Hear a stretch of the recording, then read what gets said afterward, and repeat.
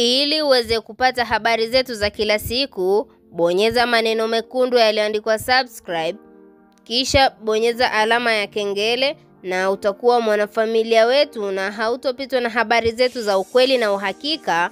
Mautundu Online, we are the best.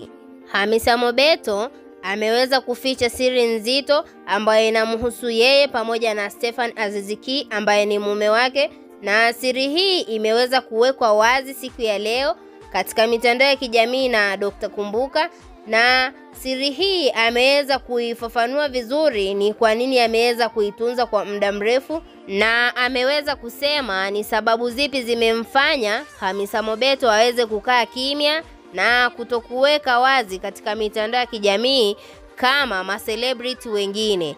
Tukumbuke Hamisa Mobeto ndoa yake tangu imeweza kufungwa ni muda mrefu, na tunaweza kusema ni kipindi kifupi wametumia kuwa pamoja, na hata hatimaye Hamisa Mobeto ameweza kwenda kuungana na mume wake huko Morocco, na sasa hivi hii siri alitamani aweze kuificha ndani ya muda mrefu. Hata watu wake wa karibu hakutaka waweze kuifahamu hii siri, kwa sababu anaamini endapo angeiweka wazi katika mitandao ya kijamii, yapo madhara yangeweza kumpata yeye pamoja na mume wake.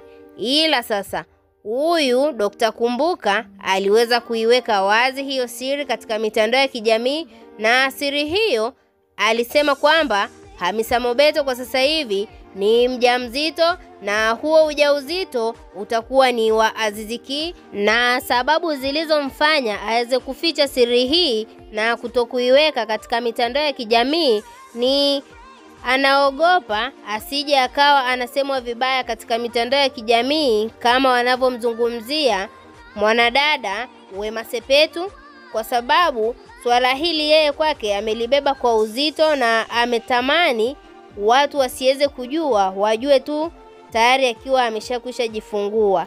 Hayo yalikuwa ni maneno ya Dr. Kumbuka katika ukurasa wake wa Instagram alipokuwa anazungumzia swala hili, na tunaweza kusema kwa upande mwingine Hamisa Mobeto aliweza kufikiria mbinu nzuri ya kulea huo ujauzito wake ni kukaa kimya. Wengi wamemshauri na kusema kwamba pongezi nyingi ziende kwake kwa sababu alijitahidi kwa kukaa kimya, kwani watu wengine wanakuwa wanamvaa mtu pasipo kujua ni changamoto gani anazozipitia au ni yapi anayoyapitia katika maisha yake. Wewe kama shabiki unalipi la kumshauri Hamisa Mobeto pamoja na mpenzi wake? Tuachie maoni yako ndani ya comment section, na vile vile usisahau kusubscribe, kulike na kuturn on notification.